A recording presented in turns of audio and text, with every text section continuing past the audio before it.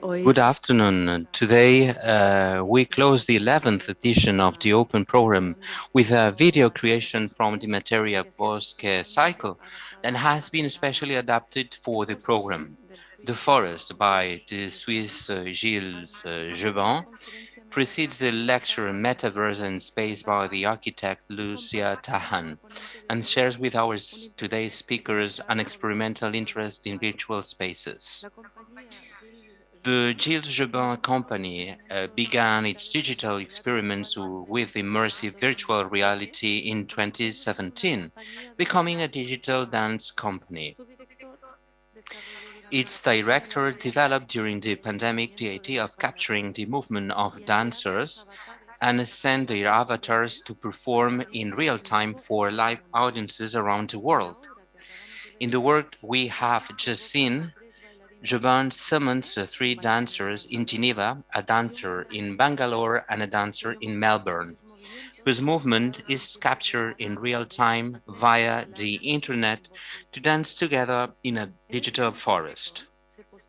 In this context, the Metaverse is postulated as the next technological frontier. But what does the Metaverse mean in special terms? And what aesthetic concepts dominate augmented reality?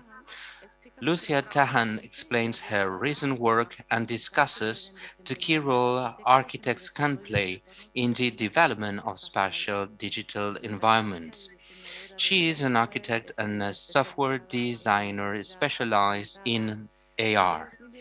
Since 2018, her practice has been based in New York, Berlin, and London. She currently works as a designer specialized in spatial computing for Meta, where she leads the design of the AR authoring tool. In 2018, she participated in the design of the Slovenian pavilion at the Venice Architecture Biennale, where her work was also exhibited in the Spanish pavilion.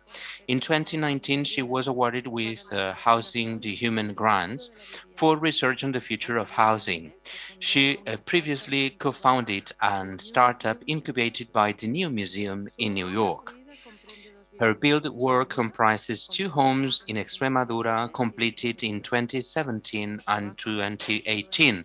Her work has been presented in museums and institutions such as the École Polytechnique Fédérale de Lausanne, the Biennale of Architecture Urbanism at Shenzhen BCT, the Copenhagen Architecture Festival, the Istanbul Design Biennale, or the Maxi Museum in Rome.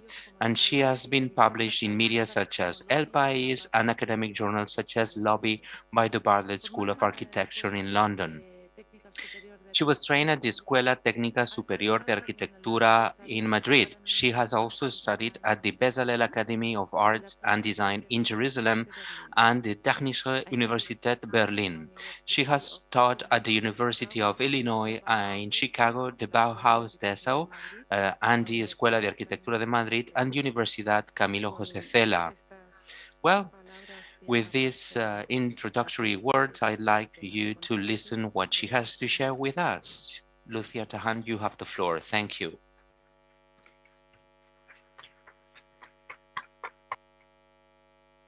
Gracias. Mi nombre es Lucia Tahan y bueno, esta tarde os... Hello, I'm Lucia Tahan. This afternoon I'm going to talk about the metaverse and the spatial relationship of metaverse.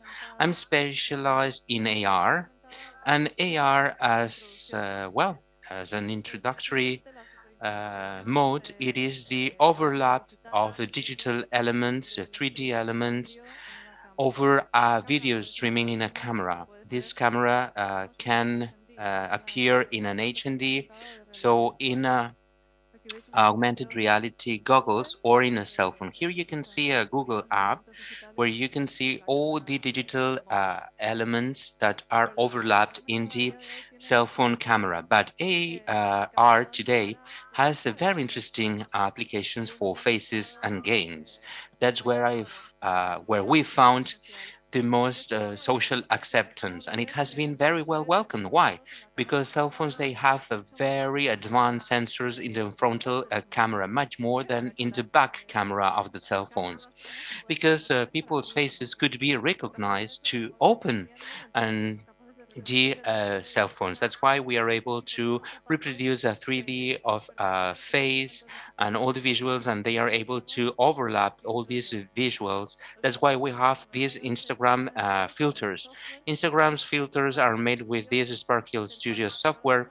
It is a piece of software, and I'm one of the designers of this piece of software, and one of the directors that are paving the path towards the future. We are five Meta designers and around 80 engineers. My work at Meta consists in developing this app, but today I'm going to talk about my real work that has nothing to do with Meta. It has to do with AR, but also with architecture. Why?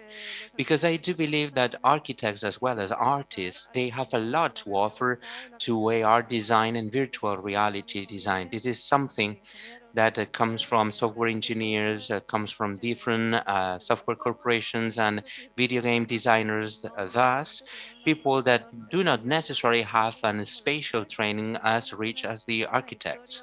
And mainly they don't have a very deep knowledge and they don't have a theory as well as an aesthetic and a poetics related with their profession, but architects, they are able to offer these to the AR. That's why it's important to me to work with the space architecture and to talk straightforward to architects and to talk about these topics and also to talk with the software engineers that they speak a different language that the one that we speak. Well, my first work is this one, this humble shelter.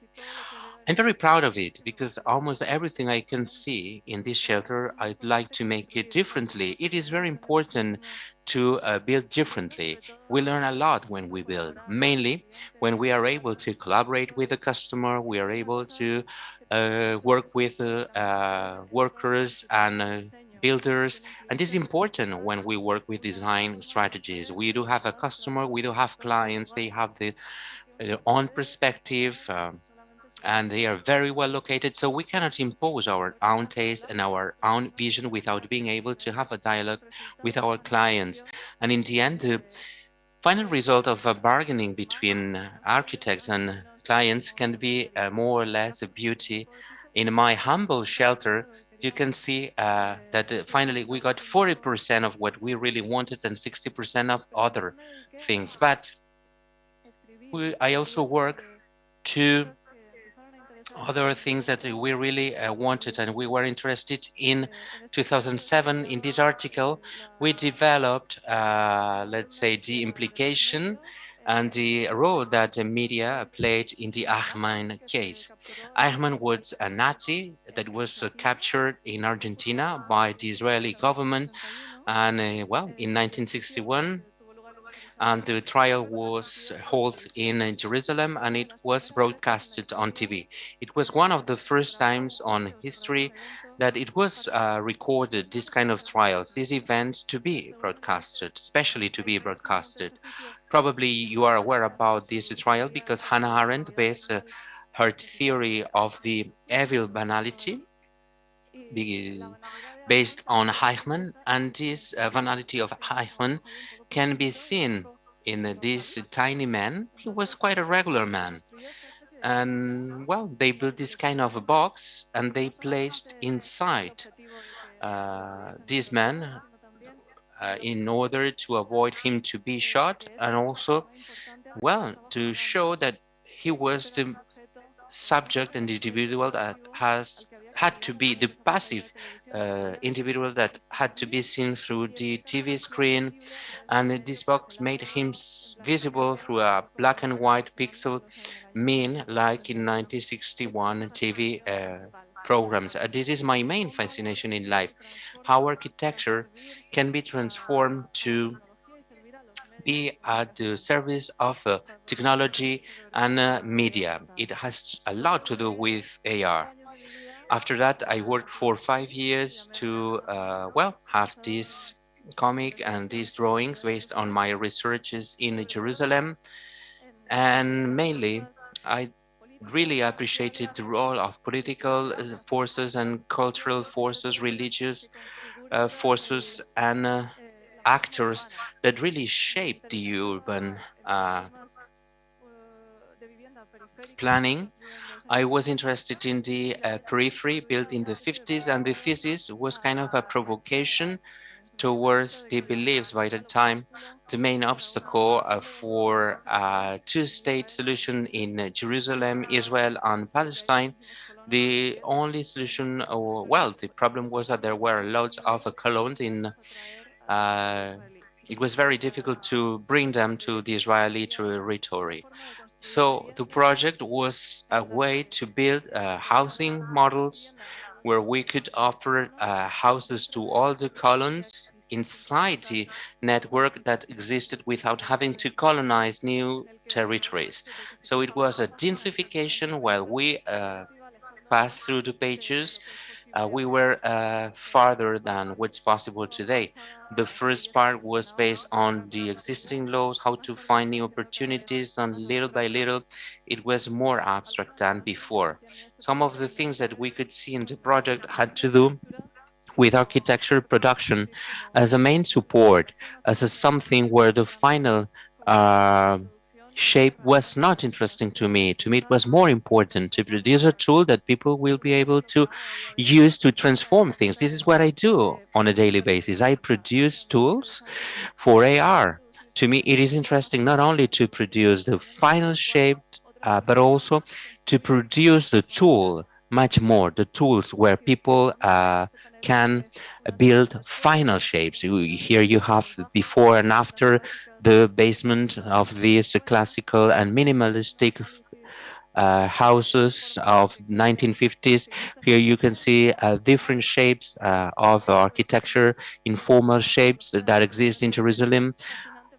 On the top right corner, well, it's very interesting to see this kind of a graveyard. It is a tower where you can bury people with land. So the depth of each and every coffin are very deep, and they only have land because the surface in Jerusalem it's very scarce, and people want to be buried in Jerusalem. There are typical recipes of fish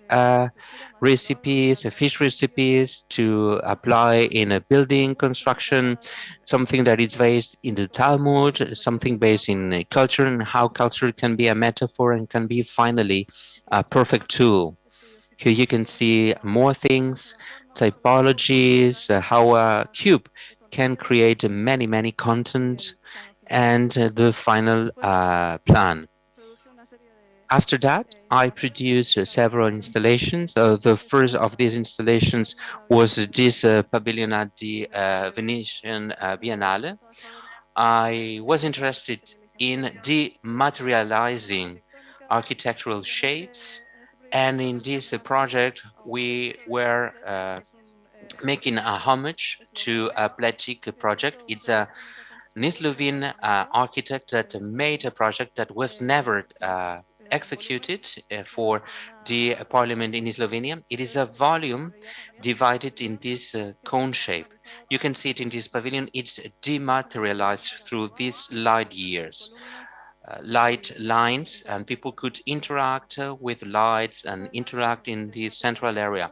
This dematerialization and this relationship between three dimensional and bi-dimensional elements were reflected in this exhibition that I had the pleasure to organize at the Maxi Museum. We had to put this model because people they want to touch it, they didn't know how it was supported. This was the drawing that accompanied the model. It was an homage to the Estate Romana and several projects that wanted to give a new life to Rome in the 70s. My interest here was to produce a three-dimensional shape with paper and wires made with bronze. It was very delicate. All the structure fall apart. The gravity center had to be very well calculated. It was a very fragile element, and it was exhibited in Rome, but also in Seoul, in Korea. So in Seoul, they call it the chips. The chips, well, the potato chips, unfortunately. And here you can see one of the projects that on a website, unfortunately, they call it the potato crisps. But here you can see these bidimensional elements that were translated in this 3D space and they become a 3D element. It was a tool for museums. I wanted museums to showcase it to dimension elements such as paintings and portraits and pictures. And through the website, they could scroll it and to place it in the museum and to make it visible. This was incubated by New Ink, which is the incubator for architectures and technology artists of the new museum. Well, this startup never was sold, but we got some funds. We were a little bit scared, but this was the beginning of my technology career. But however, before that, I built two houses beyond the shelter. This house was built in Extremadura. It is a house that it was offered. Well, it was. We were kind of lucky, and it really was very interesting to me because it had a program where clients told me that they wanted to have and they wanted other neighbors of the village to be there, and the attractive element was the swimming pool, the warm pool, the heated pool, and the fresh pool in the summer. So they had this kind of dining room with a swimming pool in the middle. I can see loads of effects. It was a living room. This rounded corner of the swimming pool in our plans was never like this, but the contractors they wanted to build it this way. We were three girls and we were 24 years old. We tried to convince the workers and all the building experts how to build that, and they said no, no, no, no, no. They didn't trust us. We were very young, but it's a very beautiful place. I love it. And I don't know, it really belongs to my identity. This is my last project. So, jumping a little bit forward, these are my mother's furniture. She passed away recently. From the matter of these new houses, I am also interested in the existing materials, how people use the house, the living spaces. Many, many times when you ask people, where is your house? Well, people they say where my things are. And people stuff, it's not a single thing or stuff. Also the space that they design when we put things one over the other. In this sense, we separated these tiny constructions and we took pictures with this black layer, big scale, small things, things that my mother had and what my mother gathered. I'd like also to talk about the augmented language. I know that today's conference subject was beauty. I don't know if it's very easy to find beauty in the metaverse, but it is possible to find a language, at least an starting existing language. These are one of the Instagram filters that I produce. It is my hobby. And my interest, it's not on faces, but also in what the cell phones can see from the backside, the world they are. The world they are, it's a future of AR, because it's a future, because it's what the goggles of AR will see. I really like tener una visión como espacial o de I'd intervención. like to have an intervention on space and what can we do with the filters. There is a drawing tool. We can stop the camera.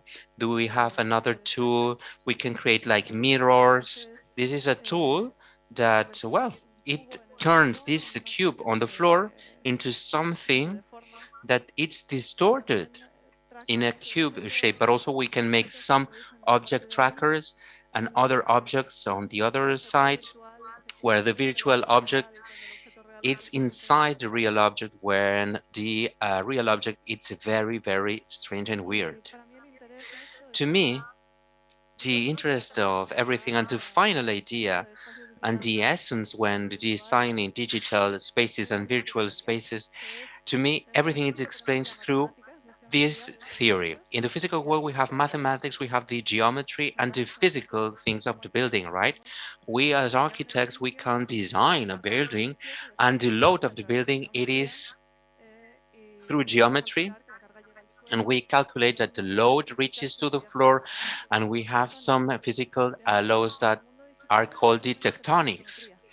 But in the digital world, we only have geometry. Physics, it's optional.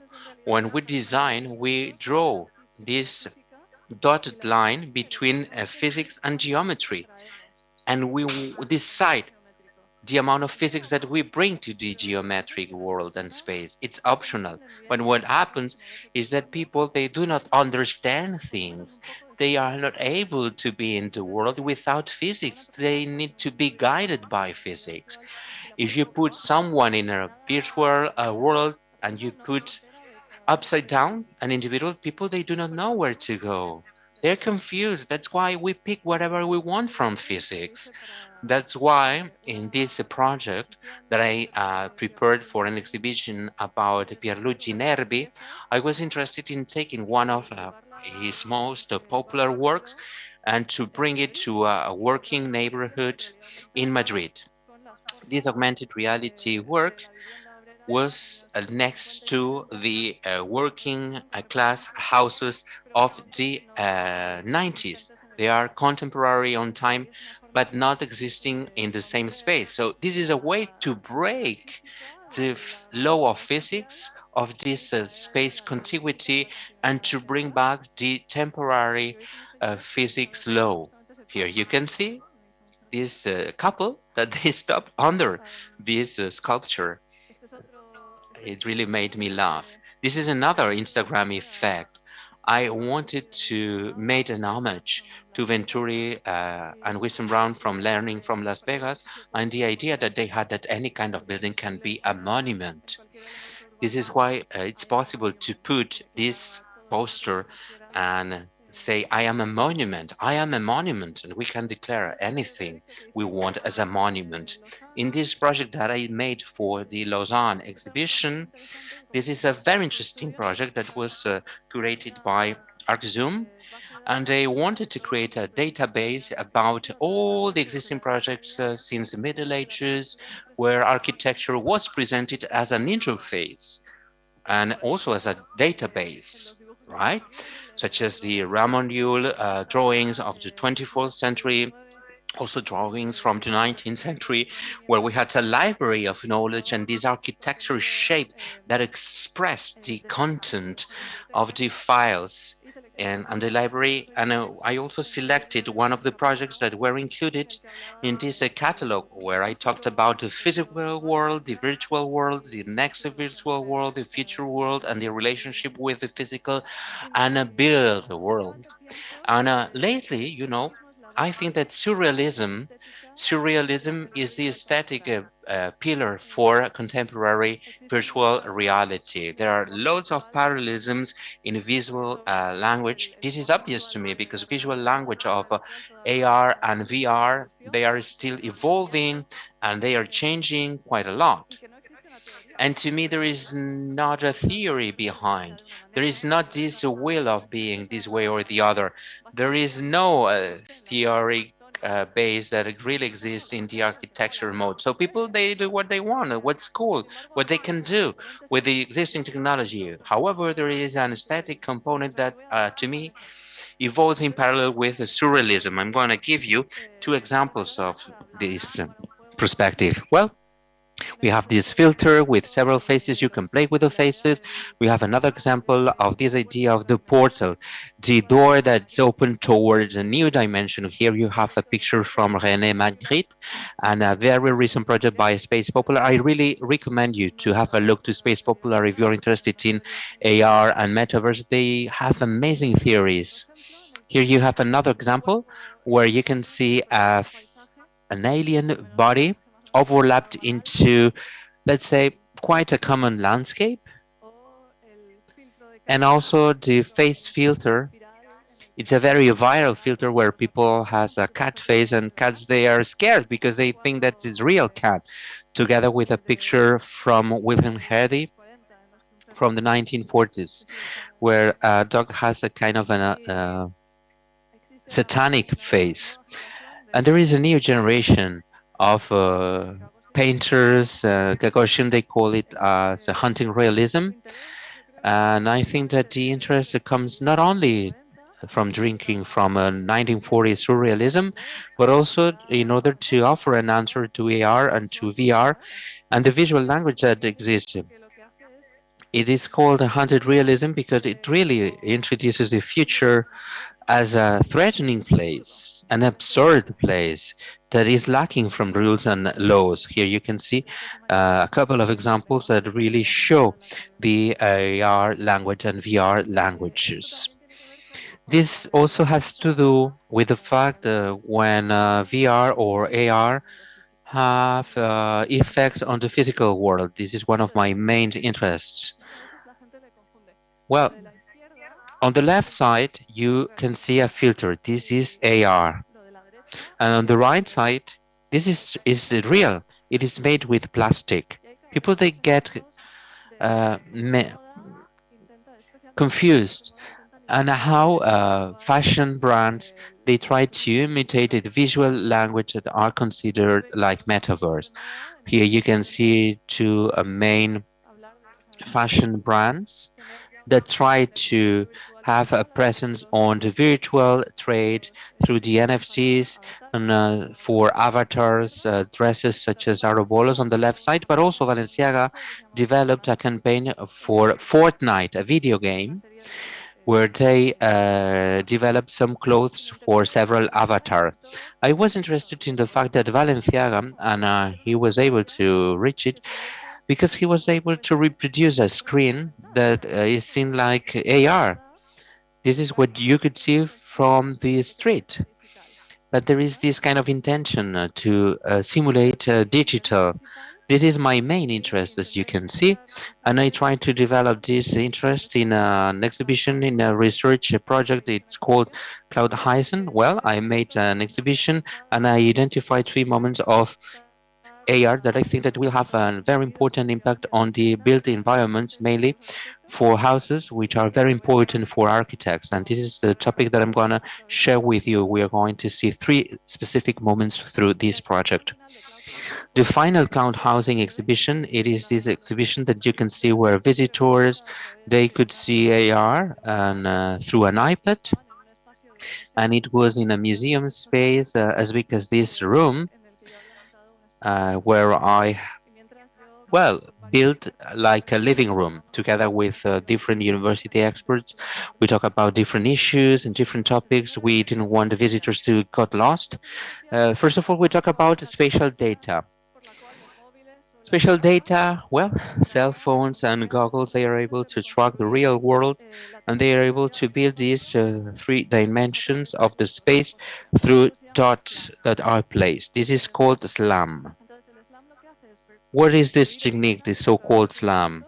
They are able to create different elements and to place 3D virtual elements in this world, and the 3D of both things, they really collide. This is through a projection matrices and the 3D and the 2D elements. They are changed from one thing to the other. So a projection matrix really sets a relationship amongst 3D and 2D. Well, I created a prototype and I translated these dots into the physical space. The physical room are only the dots, and people they had to come, and I told them, please try to draw your room and your living room inside this. People they thought it was. I think that this is the final exhibition, and here you can see the final result, and it was kind of important to see this dimension and know body thought what will happen if what I really need. So the final dimension of this cloud housing, it really existed this 3D dimension that really represents the spatial data and this mesh that really had a coincidence through the app, and we could change the physical space through this kind of mesh Into this interaction, I was interested in making questions to the audience what happens with the data privacy because the mesh it's a kind of data. The mesh it is the mesh that represents your living room. Is the living room mesh different from the one that you have in your uh, room where you sleep or inside a drawer? This is not regulated by law. How technology corporations they can stock spatial data. It is also interesting for architects because they can rebuild the overlapping meshes for a long period of time. And the second idea was the spatial interfaces. What is that? Well, spatial interfaces it is the base for space uh, computing systems. Here you can see some quite old meta visualizations where you can introduce and see the presentation in time and space, and you can see how people they get notifications where they move, and you can see this person chatting with an avatar of someone that lives very far away. So these are interfaces that constitute to people such as a tiny square where people they are able to interact with something spatial. So it is an interface system through the computer, the digital system, and the individual. I think that this has a very interesting relationship with Venturisco Brown thesis, where he said the architecture would be kind of a black box, something that really uh, sends day and night different iconographic images through the surfaces, and the surfaces are dematerialized and they are only a digital support. And this is the intention where they want to reach. Mainly, the here you can see Uber. This is not digital. This is a real advertisement. It's a banner that you can see in an airport. Uber has a very special power at the airport because this is kind of a node. It is a inside a temporary context and spatial context. Why Uber can do this? This is an airport, and people in an airport always do the same. And it's very predictable, the space in an airport. So airports, such as the known places, are the main places that will be colonized by digital interfaces. They are very predictable. Well, to Uber and to many other companies would love to make this not only when queuing in a airport, but also on our daily life where we are in our house, in our own privacy. Here in cloud housing, you can see how long someone was sitting in the chair. Are there new versions of the chair? If they want to sell you a new chair, this interface can predict if you've been sleeping too long in your bed. These interfaces will float in this domestic space, into urban space, as something that constantly will get information and will offer new things. So this is a great opportunity, right? In this cloud housing verse, this well, these are very basic advert. It's like pop-ups, and you can have access to the information. But the real thing is that this kind of advertisements in AR will be much more useful and will put everything into a context. This will be kind of a provocation. Well, after this, we'll reach to the third moment, which is the continuum reality VR. It was a theoretical concept that was created in the 90s when we set up the ideas of VR and AR. And what this concept says is that AR, VR, and physical reality exist in a spectrum and not in opposite poles. People could change from what they see in the physical reality into VR mixed reality and VR and AR without being aware mainly on an hourly basis or a daily basis. We are reaching towards the end of my presentation because I think that this a message that Marcel Macron sent to us and was written in the 60s. It's quite convenient, despite it's very well known. I think that it is very interesting for AR and VR, augmented reality, because it's and people like me and many other architects that want to be involved, they build the tools and that will build in the future new virtual worlds. While constructing these tools, we can see some intentions that they reach the society and society are able to transform, and it is transformed the society and the effect it's very transformative and it's very efficient because it really creates changes and something very predictable. It's very important to have the sense of responsibility with this regard. Here we can see an optimized space for VR. When we are asked what would be a very cool space for VR, we think about the static language of colors, non-realistic colors, real lights. But if we optimize our living room for a VR, this is the presence of our virtual living room. Well, this gentleman put this carpet for not to hit the walls. Once uh, he reaches to the end of the carpet, which is 5 centimeters from the wall, he will never hit the wall. This is something that we have to create in the physical reality as a consequence of the parameters embedded in technology. That's why it is very important and interesting to me to think from a technological perspective and to know how the spaces will be created in the future. In this third part of the cloud housing, we were aware about the transformation of the living room, how users changed the living room where they place not only physical things but also digital things. So you can see things such as these ones, like these data folders and books that were placed over the chair. And also you can see that the ceiling is higher than before. We can see downloading objects. You can click on the objects, they float like bubbles.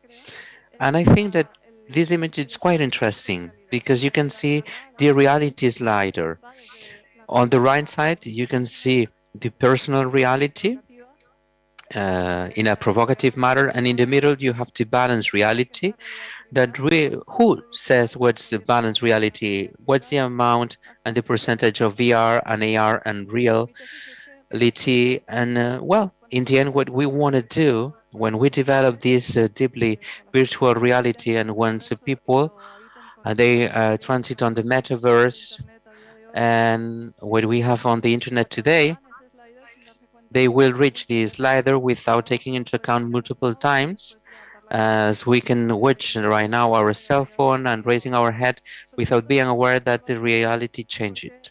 This will be much more pervasive because the cell phone is like a rectangle in our hands. It is very difficult to distinguish what's real and what's not real when we are in front of this cell phone. So let's imagine that we overlap everything we see. So in conclusion, these are the three main moments of my lecture: spatial data, interfaces, and discontinuum, virtuality and reality. Well, this made me to reach to the end of this lecture. Thank you very much to Andrea Uher. Thank you to the Bunka Foundation. Thank you to RCR, and congratulations to all the students that almost completed the summer workshop. Well, thank you very much. We shape our tools, and after our tools transform the society where we live.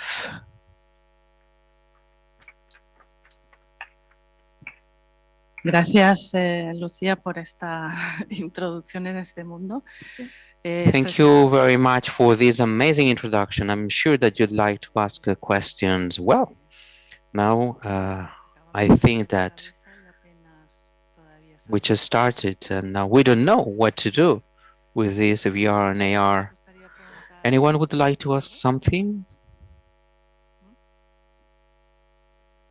Yo os animo a que preguntéis cosas. A mí me Yes, I gustan do las preguntas. encourage you to ask questions. I love questions.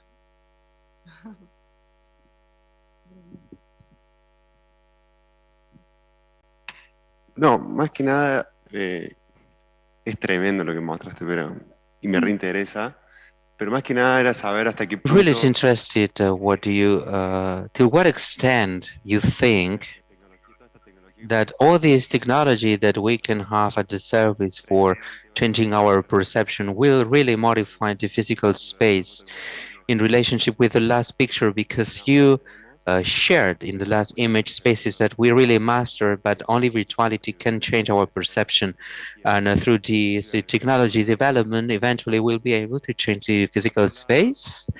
And a second question, well, I'm just a comment.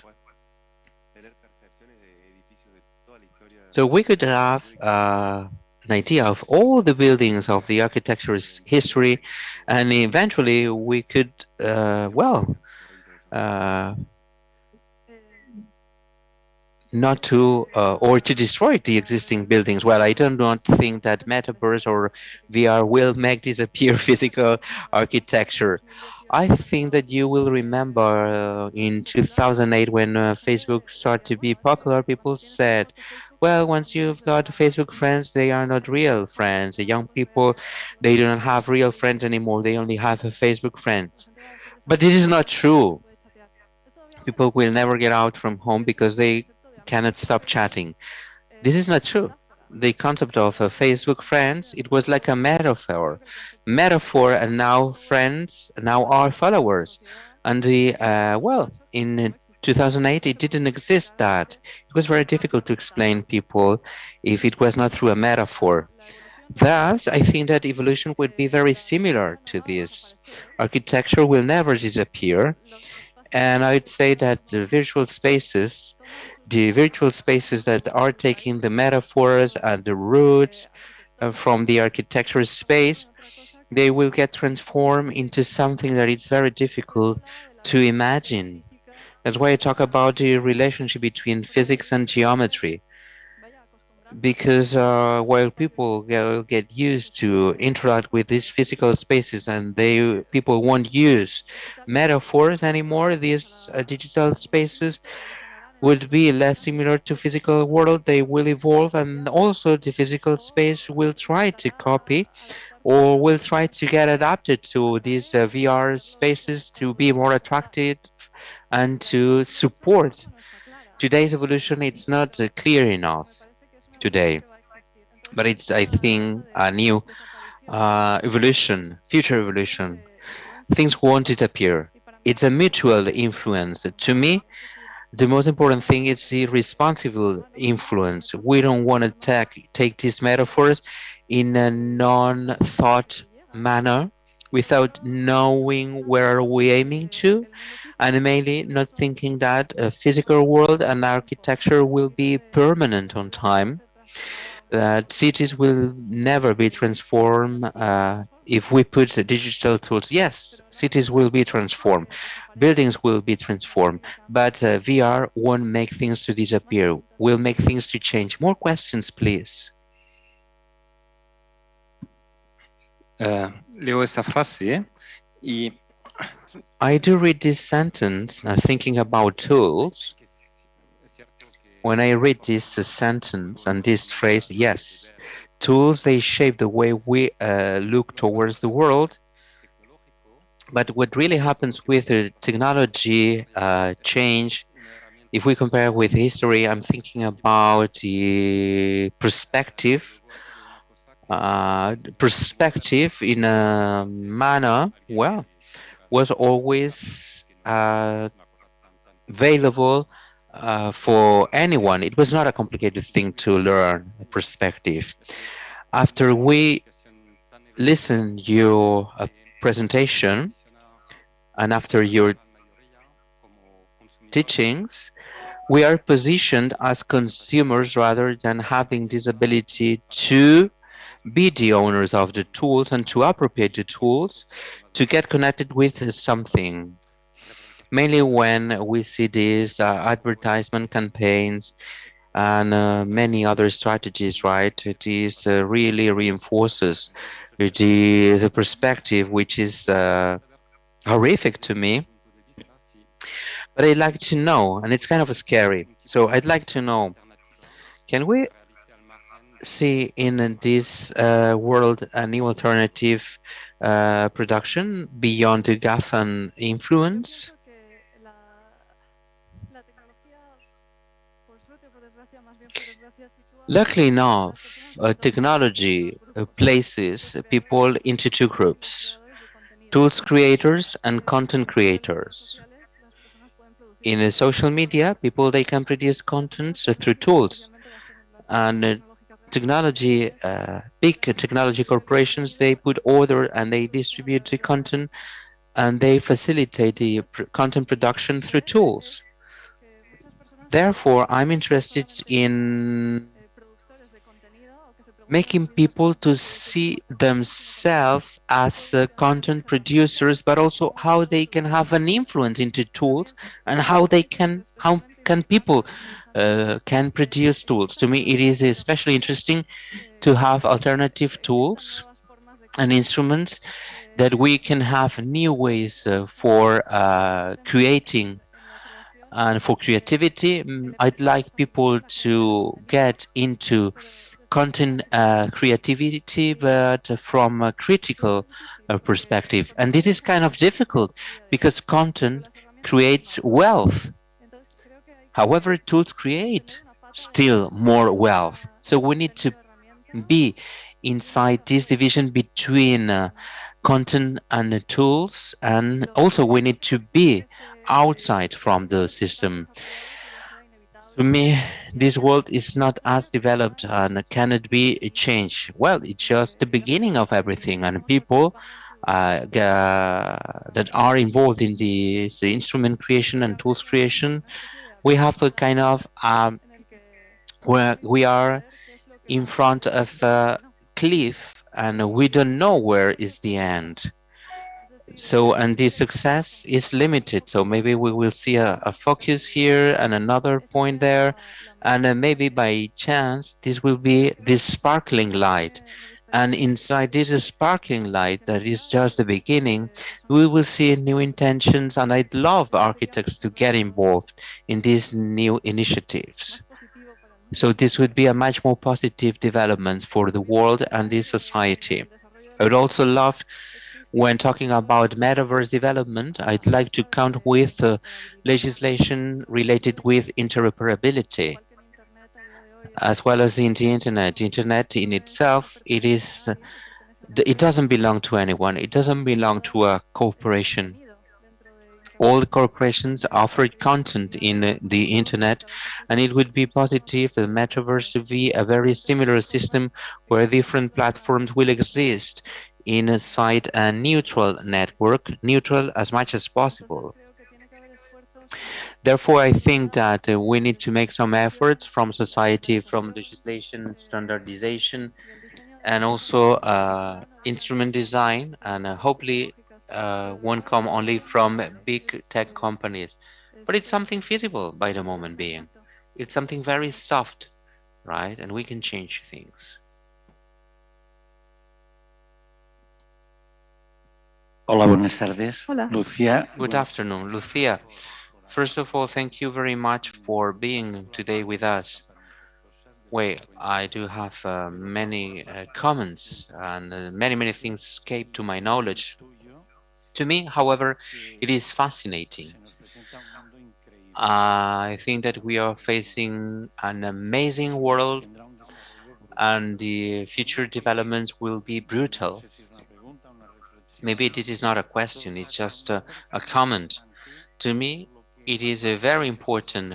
The first phrase when you said that architects and artists uh, have to be in this field, in this domain. To me, this is very relevant. It is true. Architecture, it is the ability to imagine. Thus, virtuality really offers a tool, really offers a mean, such a powerful mean that we never architects have had in the past. So this is brutal to me, these new tools. And in this sense, you said that there was something that really worried you. I don't know if you said that maybe there is no beauty in this metaverse, but it's just a question of time. We are just at the beginning of something. On the one hand, we can see the development of specific tools, and as you said, there will be new contents. That's why if we architects we get into this field, it will be more probable to see more beauty rather if we leave everything behind and only programmers and engineers will be the creators of this VR and AR. So this is food for thought. It is always great to encourage amongst architects and to make people think that the architecture inside this new field will get a huge new dimension. And this is positive. We should talk about it in the architecture schools and universities. Right now, in the photography seminars, there was a girl from Madrid that said that she was preparing a thesis, and the title of the thesis was Poetry of Virtual Reality. Well, if we talk about poetry, this means that there will be beauty in this field. That's why it's quite important for architects to know about VR and AR. I do agree. When I work as an architect and as a software designer, I saw that there were loads of parallelisms amongst disciplines. Many things that I learned in architect can be applied in digital design. As a first step, we work with a client, which is an abstract identity. Those are the users, they have issues, and then we have as in parallel the builders, the contractors with are the software developers. They have similar interests like physical builders. They have techniques and they have tactics and they want to reach an efficient result and very rapidly. And then we have the role of designer. So this is me and my designers team, and our interest is to look for beauty, to see the purpose and to represent the user. When we think about software and when we think about tools, we do think about the architectural roles, and we are in the shoes of the user, and we think about the first step that we are going to make, what will be the problems that we'll have to face, what would be the final decision, how we come back from the to the first step that and the first space that we were in, and this is UX or the interface. Things are very similar, right? And in the end, we create some maps made by developers, and developers should look and to see what they have in the plans. But there is a fundamental difference. Uno, el cliente no es una persona, sino que son millones o en The caso client are not, in the meta case, are billions of people, and secondly, the scale is immediate, and the ratio and what really lasts. The design that we had, it's very short. So we designed something that people answer to. If they respond much better, and we leave it. If they don't respond properly, we take it out and we make something different. The useful life of design is very short, despite we introduce patterns that will last for quite a while.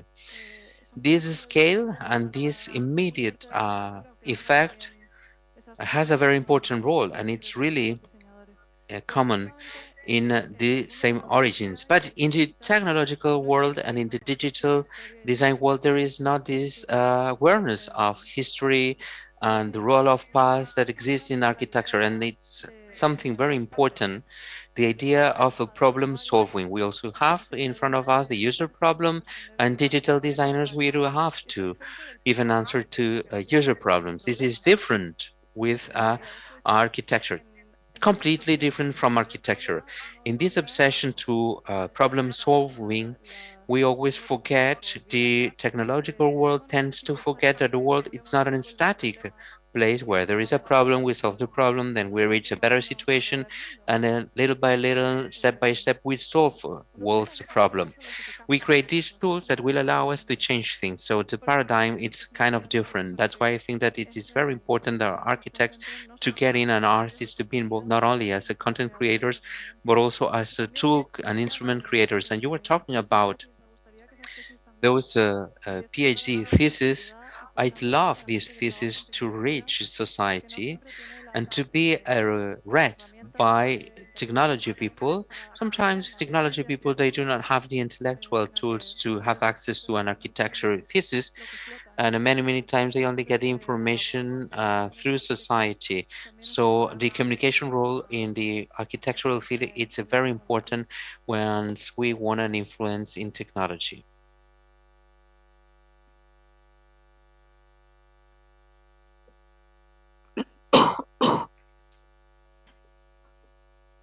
Quería decirte una cosa y esto viene a cuento I'd like to tell you something. al principio, ¿no? Porque sí que We sucede más saw a dance at the beginning, que no ocurre, digamos, en el mundo real de la and arquitectura, que a something veces that los never propios happens in the real bailarines architectural world. tienen You saw that dancers, they had different scales, right? simultaneidad de So there is kind of a no digo simultaneous sino sizes, sí, the está como huge más cerca things, de the todo tiny ese mundo things, and it's surrealista, really ¿no? close from this Nos surrealistic lleva como a world. otro tipo And this made us de percepción. to have No sé new si perceptions. I don't know if you podrías get hablar my un message. poco Could you talk a little bit about it? cómo se maneja The esto how de to manage and no how estamos to acostumbrados handle en these kind of arquitectura. things that we are not able to handle and we are not used to handle. Yes, these are the rupture and the breaking moments of the physical world. Nosotros entendemos que la escala tiene que From a ver cognitive la perspective, distancia, we know that scale has a las dos relationship dimensiones with que nuestro distance. cerebro What ve más we cerca es más see in grande. a two dimension, it's bigger. What it's far, Y esto es it's la closer. And this is the physical la option, performance, where el in autor this de la obra performance, the author of decide the ver qué es performance real. really decides to break this El resto physical es law. relleno y todo lo And demás the rest is tiene más o history. menos leyes físicas excepto esa.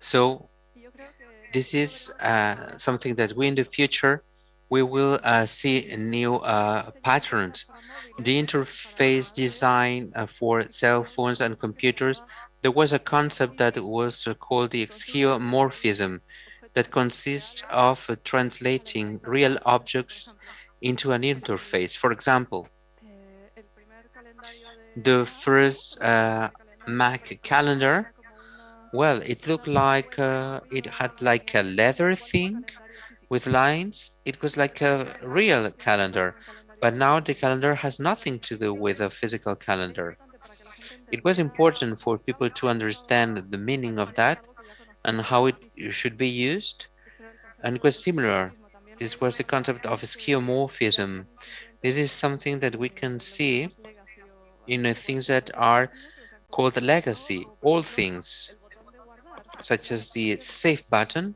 of discos de 3,5, apps, which is los discos de 3,5 ya no disks, existen. three and a Esto half es un disks that esquemorfismo do not exist que es anymore. This is a skeuomorphism era una metáfora que se that refiere it también was a metaphor al that, concepto de well, amor propio. it has its own meaning. Y si de hecho a personas muy jóvenes si le dais un disco de Very 3,5 young people, if you es give una especie de someone impresión 3D de un botón a que ellos disc, conocen como el botón de it would guardar, be como algo like a material 3D que no era impression intangible. of the save Pues esto es más button. o menos lo mismo, cada vez veremos This más y is más something similar. We will see more and more rupturas con las leyes físicas patterns that were de broken a medida que la gente se through vaya digital construyendo world, while pensamientos people are getting más used of fuertes, these new más readings independencia, and are more la independent when escala, compared with the también, physical por laws. ejemplo, es Scale mucho is más one of contemplativo de these los objetos, es mucho breaking más points, the emocional, object la idea de positioning, the tener coordination, the dimensiones idea to get in a room from es lo another. mismo, The coordinate model will be the same. There are also video games that are very interesting where you can go from a room to another and the ceiling and the el floor techo. are on the opposite. Maybe you are in the putting your feet on the Se puede ver, ceiling por ejemplo, and con many other los things that have to do with redes lights and how neuronales, lights they move into the space. no sé, hay I multitud don't know. de formas de romper la There lógica. is a Y ahora big veremos list auténticas of things revoluciones that una en una. break physics, Y and dentro we de can las see it máquinas now in AR, one by estarán one, hechas and y serán we will formadas see in the de future espacios in que big no amounts, conocemos. and there will be new space forms that we cannot imagine right now.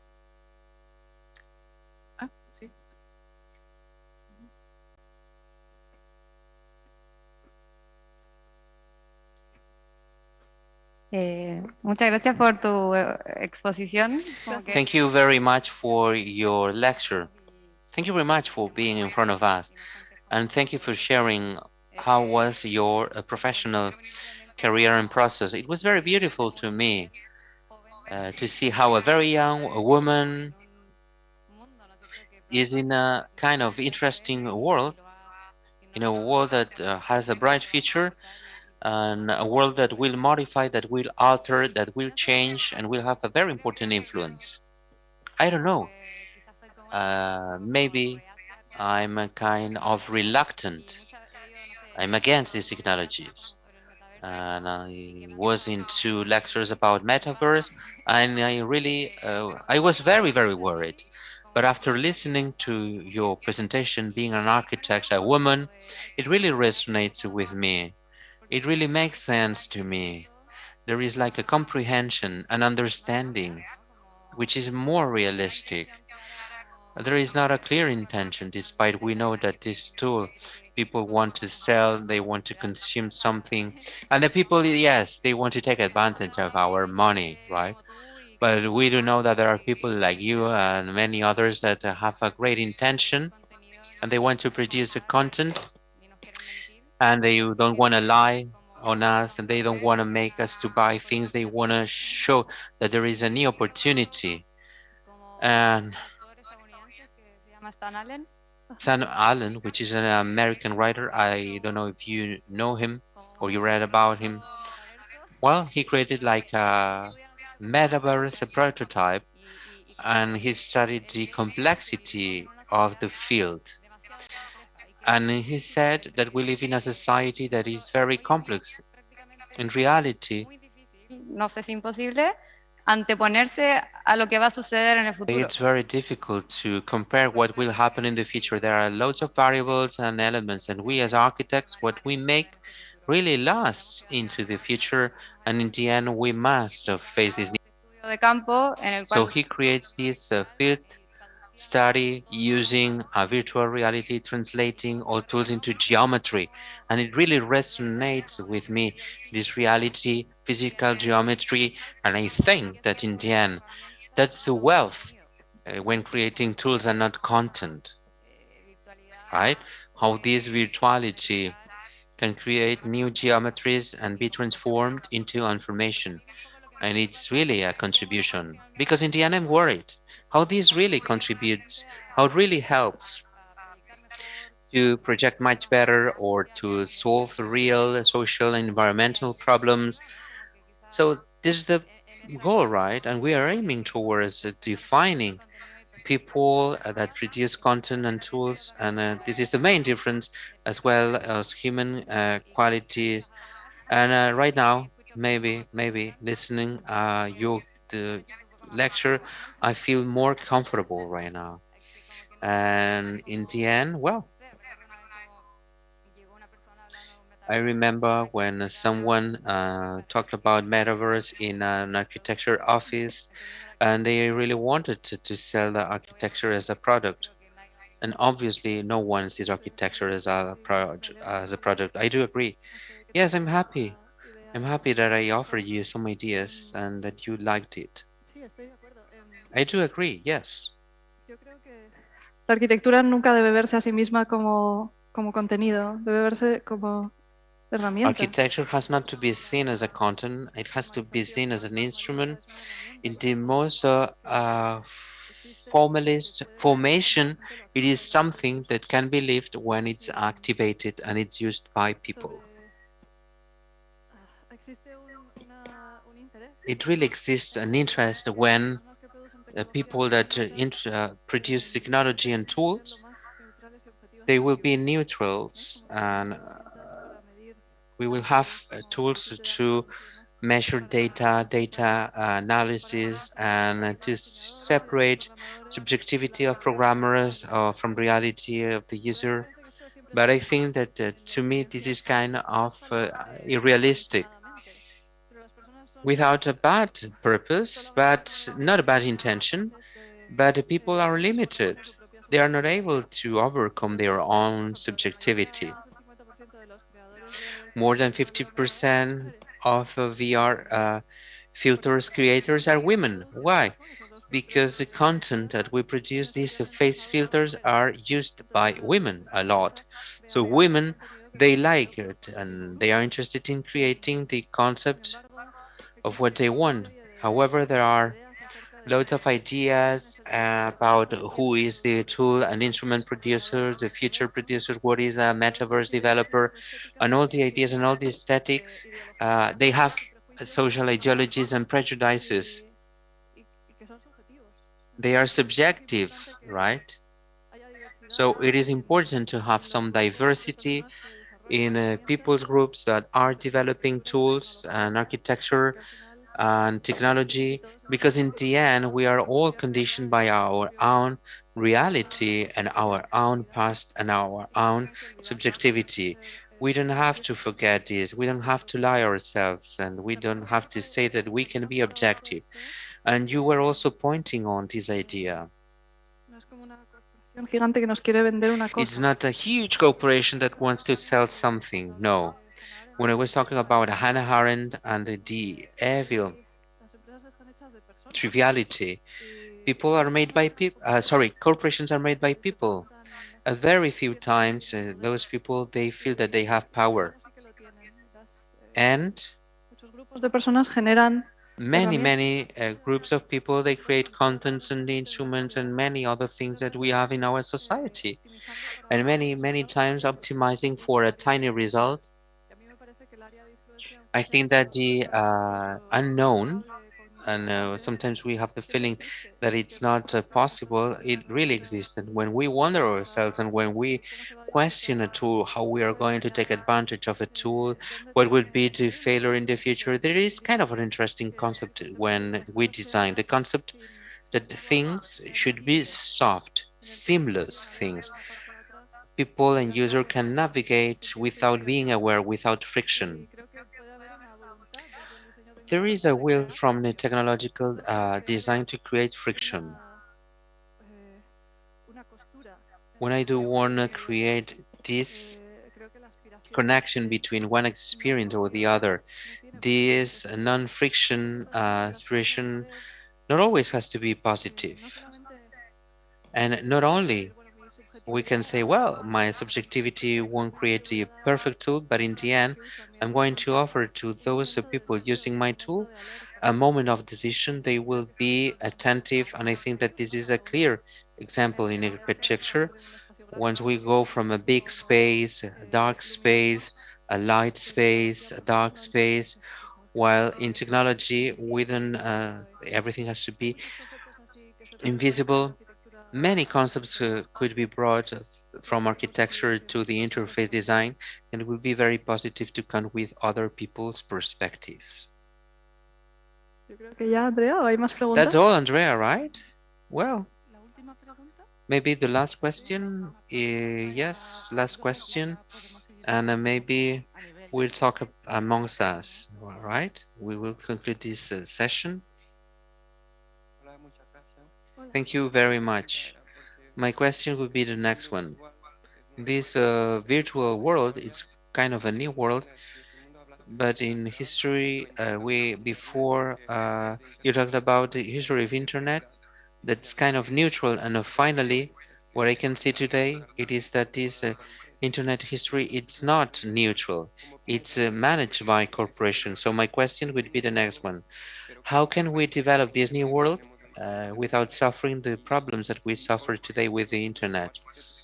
And today, we as architects, if we want to change this world and we want to participate, how can we create a new alternative content for companies and corporations? But we must respect the legislation.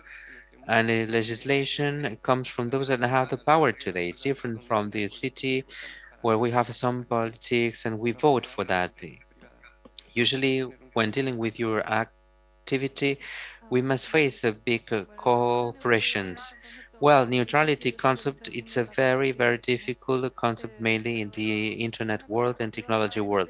Something very positive that we can see in today's internet, it is that today's internet, it's a great example. To me, luckily enough, humanity created the internet as something that it's not only in the hands of a single company. So we cannot avoid that someone will publish an internet website if it's not violating the law. So governments, they can control that, but a company cannot do this. So this is a very important concept, very positive when talking about today's internet. When we talk about the metaverse, it is not a platform, it's an aspiration to be a platform. So in the end, we will have a metaverse Apple platform, we'll have the metaverse Meta platform. If we want to get in the world, you will have to create your own platform. It is not in the interest of any one of these corporations to make this a platform not to be regulated. It is much better to be regulated and it's for its interest to be to create this interoperability and to make people to go from one platform to the other with the same features and the same legislation. The legal bodies that are able to regulate similar issues are the standardization centers such as the ISO and also those that create laws. Unfortunately, those bodies are lacking behind. They are lacking behind with today's reality, and they are more reactive than proactive. I'd love them to be more proactive. That's why I participate in the standardization British committee and the ISO standardization for virtual reality, but the technology production rhythm and pace, it's slower than the role that these companies can create. I do believe that neutrality, it is not something that it's easy to get, because neutrality can be very subjective, it can be very fragmented as a concept. So there is not a neutral platform, because a platform also has rules that really defines what can we put in the rules. This is great. The biggest and the strongest way to change a technology future is by defining the success level of a creator inside this platform. So I'd like to have this success formula. I'd like to have this success formula that should come from the many people mind consensus, not only tech companies. And this will make us to be closer to a much more positive platform design rather than coming from a stronger neutrality. Creo que Well, I think that this is a new world and we will be here all day long. So I'd like to invite you all to stop here and we will be here in this patio, but we will have a conversation outside if you want. Thank you very much. Thank you, Lucia.